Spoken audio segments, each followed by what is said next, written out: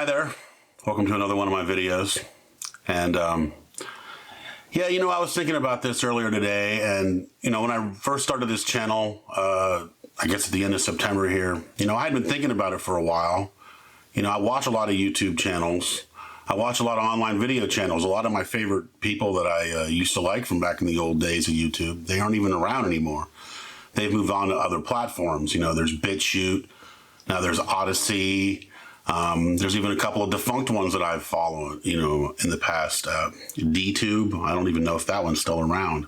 They had really interesting technology, and I was hoping they would be the wave of the future, but I don't know, maybe Library and Odysee is the extension of that, and we'll see how well they do. They seem to be doing pretty good so far for just starting out, or at least I've only known about them for a few months. But anyway, the whole point is that I don't have an audience yet.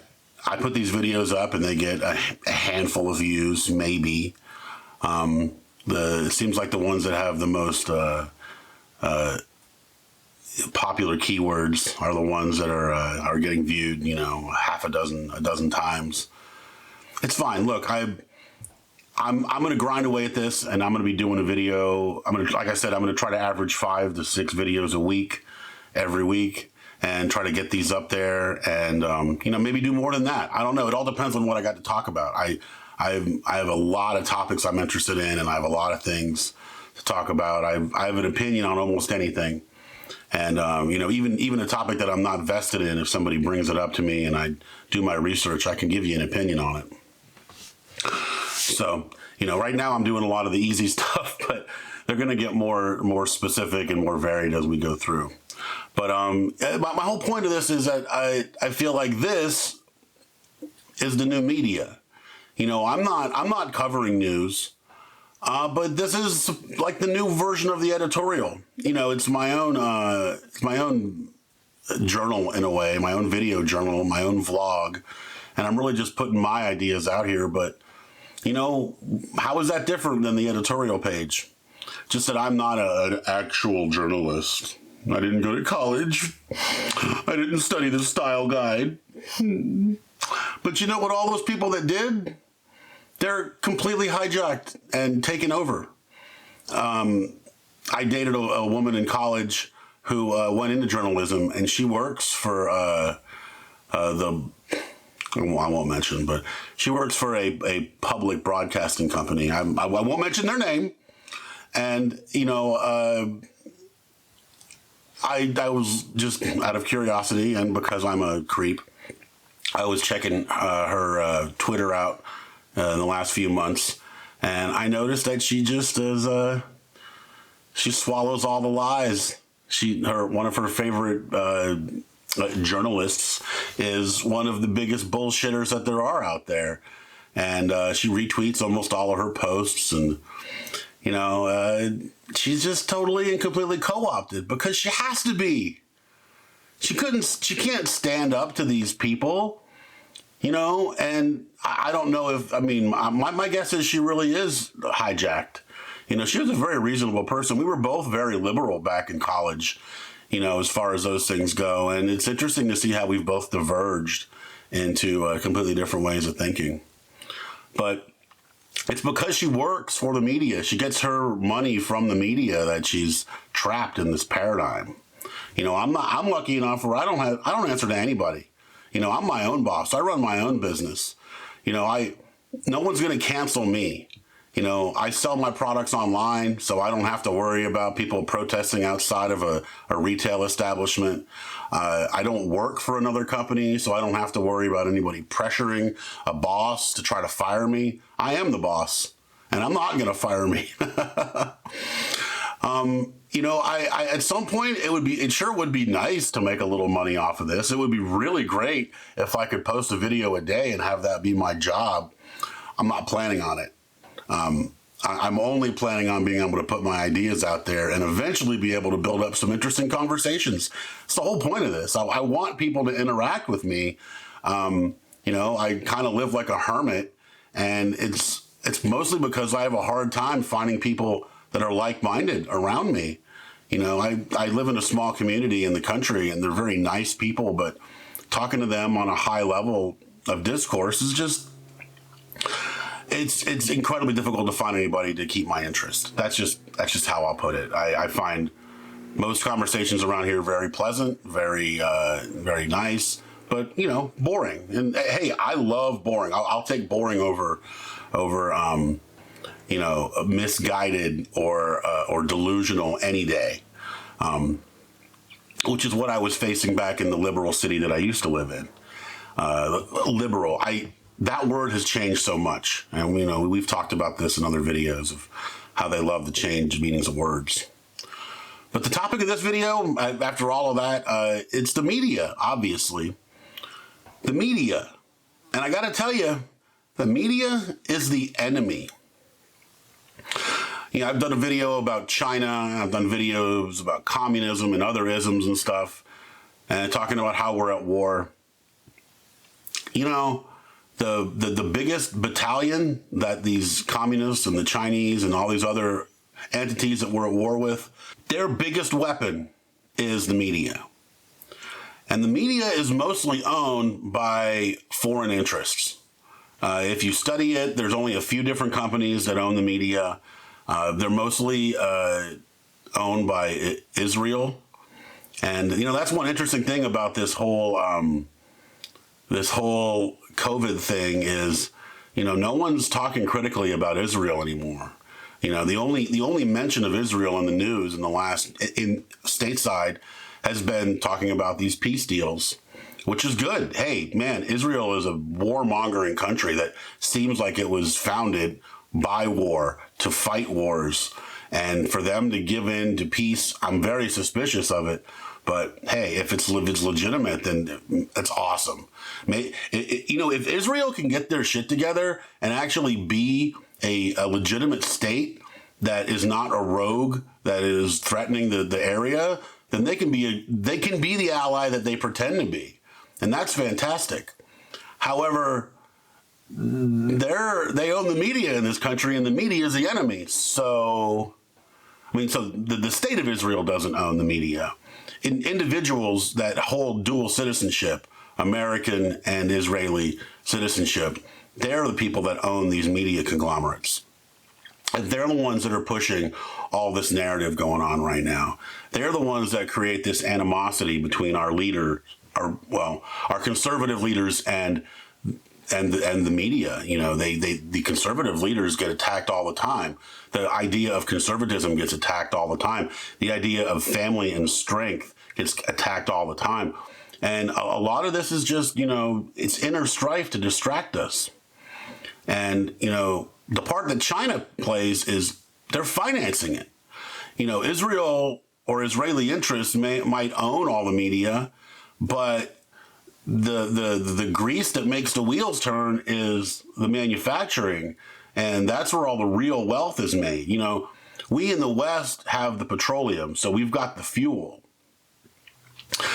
And the East, they have all the manufacturing, and they have a lot of the metals that are needed to make the manufacturing work. So, the reason that we're not an open war with each other is because we both have things the others need.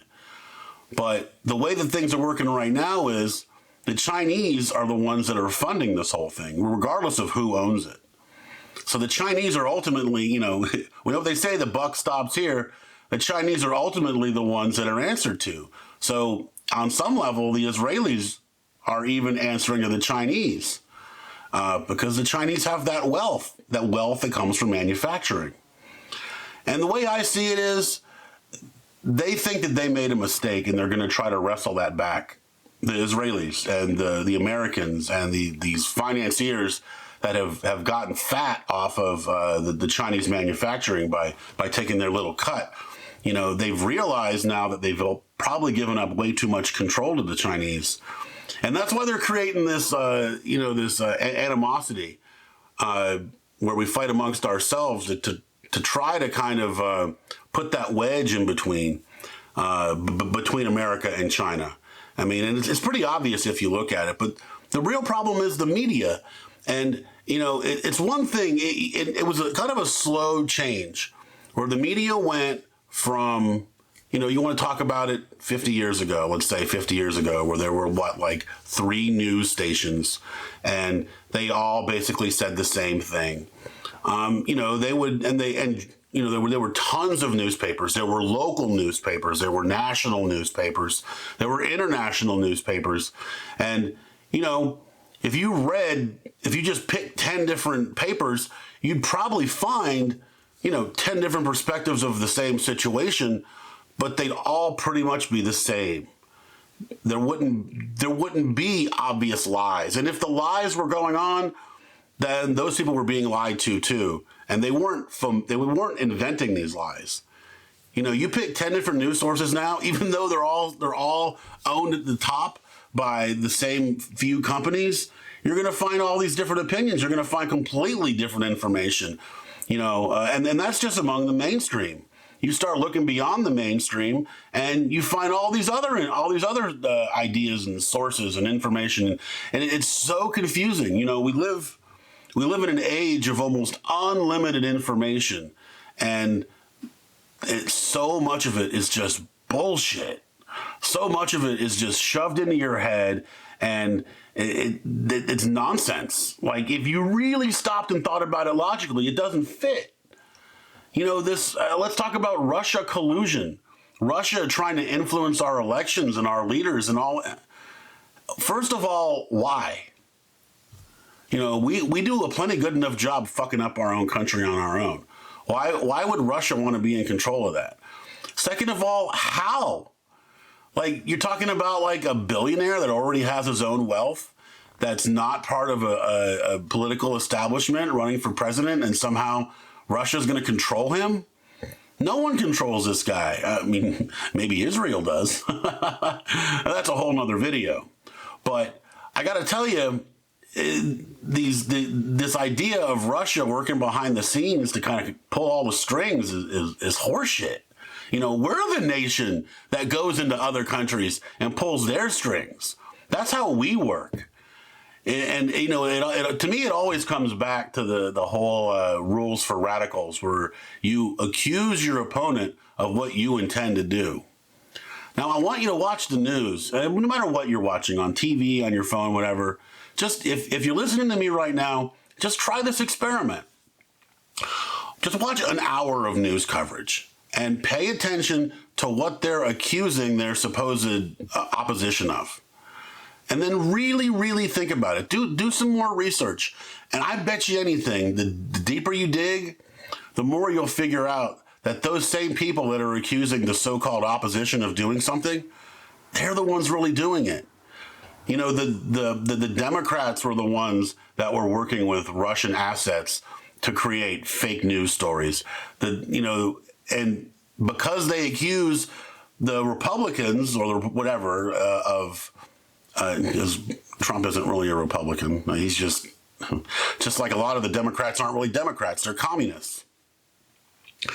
It's all part of the game of playing with words, everybody, and it's very confusing. And like I said, the media is at the forefront of it. The media are the ones that are crafting these lies, and every day they're kind of beta testing little ideas, and the little ideas that are successful, they blossom into bigger ideas, and these ideas are all fucking lies. They're all lies. If I would love to be able to afford to travel outside this country and actually see what's really going on, because I don't believe a single fucking thing that I see in the mainstream media. In fact, I almost use them as a touchstone, where if I see a news story and it's specific about something, I tend to believe the opposite, because it's in their interest to do that. It's in their interest to obfuscate real information and essentially flip it over. And that's what they do. I mean, I'm not saying they do that in every single instance, but, when they talk about, like I said, I'm going to bring up Russia. I believe that they're the ones that are guilty of actually colluding with this outside nation. I mean, maybe that's not even true. Maybe they're just guilty of thinking about it. Maybe they wish they could. Maybe they wish that they had an excuse besides them just being scumbags themselves. I don't know.